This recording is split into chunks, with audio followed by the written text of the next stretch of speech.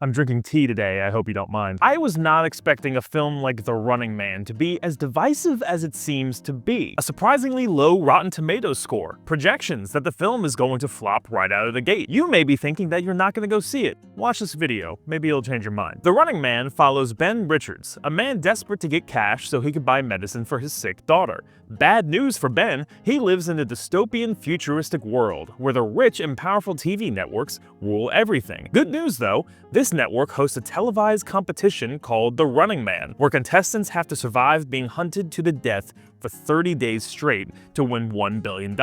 Ben Richards signs up, risking his life for the ultimate cash prize to save his family. Christopher Nolan, Quentin Tarantino, Wes Anderson. Some movies are so unique and so distinct in their execution that you just cannot talk about them without mentioning their directors. I know people usually hate when, YouTubers do that and stuff, but you can't here. You cannot talk about The Running Man without talking about Edgar Wright. An extensive, I'd even say near perfect filmography that if you watched his films back to back, you were going to see the through lines that are present in The Running Man. For example, if you want to see just how creative someone can get in the editing room for a movie, watch The Running Man. Scenes don't just cut from one to the other like in any other movie. They blend together, they meld. So a scene will end in The Running Man, right? And instead of jump cutting to a different time and place, you'll see a spray paint can just glide over the camera, painting it pink. And then the camera will zoom out to reveal that that is graffiti you're looking at. And all of a sudden,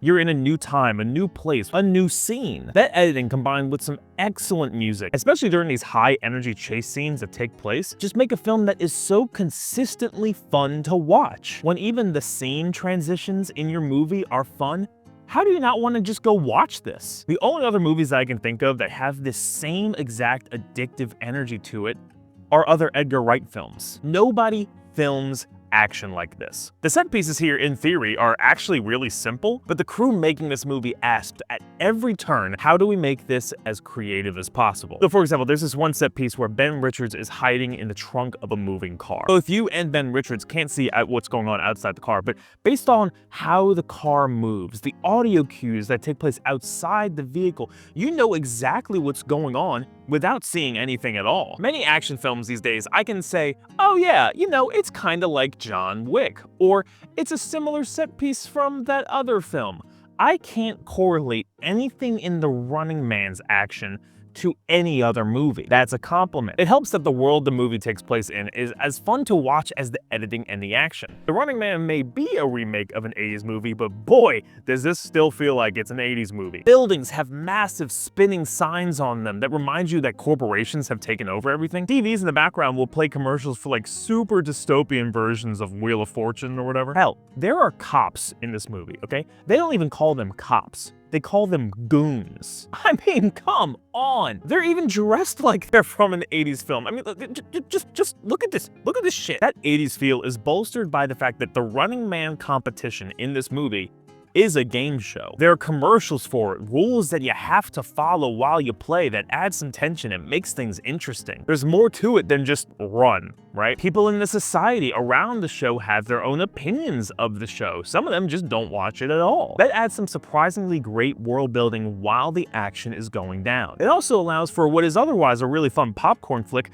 to have some actual brains, because Ben Richards knows that this is a game show and he can use that to his advantage. The show relies on ratings, audience interaction. Stuff you've seen in other movies. The Hunger Games is the one that's a really recent example, where you kind of have to outplay the network. It's a game of chess between our protagonist and the network hosting the show. It worked then, it works now, and I'll be honest, I don't think I've seen it done better than this. The network corporation behind it all presents a really great hook. It's weak enough that Ben Richards can bend the rules in a fun way that keeps the chase interesting, but it's strong enough that when it can completely control what the audience sees by mincing Ben's words, his good intentions, to make him look like a really bad dude, I feel it. In the audience, I'm like, dude, that sucks. Which is good. It's good that the movie makes me feel that. I know it's late in the review, but I guess, yeah, now's a good time to talk about Glenn Powell as Ben Richards.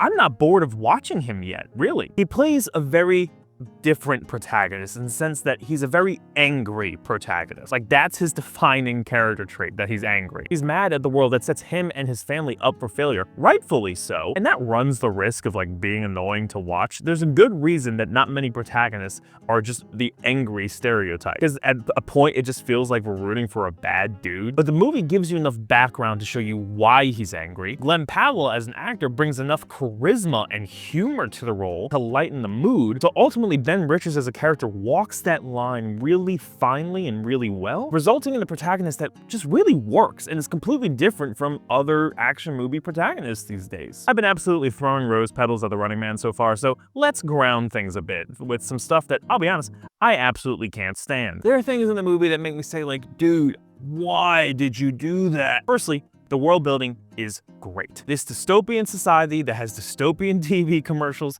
is great. So why the movie decides to insert product placement into those commercials with real life drinks that I can find at my Walmart down the street, I don't know. I got whiplash at a point where a dude like offered another guy a Pepsi or something. It was so out of place. Like, why, movie? Why are you taking me out of the dystopian world that you worked so hard to drag me into? Oh, my finger's stuck in the hook here. Ah, there we go. That's better. Additionally, the movie is 90% a long chase scene. I love it. Who doesn't love a good chase scene, right? That's the best part of like any film. The movie knocks that out of the park, sure, but the other 10%?